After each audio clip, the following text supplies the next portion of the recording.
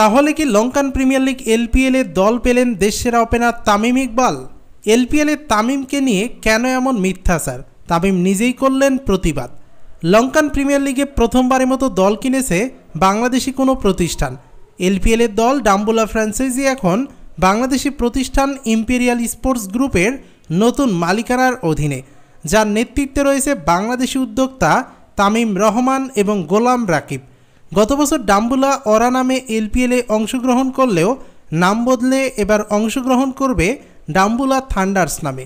Officially এই ঘোষণা আসার পর কিছু অসাধু লোকজন ডাম্বুলা থান্ডার্স নামে ফেক ফেসবুক অ্যাকাউন্ট খুলে সেখানে পোস্ট করে দেশসেরা ওপেনার তামিম ইকবালকে দলে ভেড়ানোর ভুল তথ্য দিয়ে। এরপর চারিদিকে ছড়িয়ে পড়ে এই নিউজটি। তবে পরবর্তীতে জানা যায় ডাম্বুলা থান্ডার্স এখনও কোনো অফিসিয়াল ফেসবুক পেজ খোলেনি। এর কিছুক্ষণ পর স্বয়ং তামিম ইকবাল নিজেই ওই ভুয়া পোস্টের কমেন্ট সেকশনে লেখেন, গুজব ছড়ানো বন্ধ করুন, এটা সত্য নয়।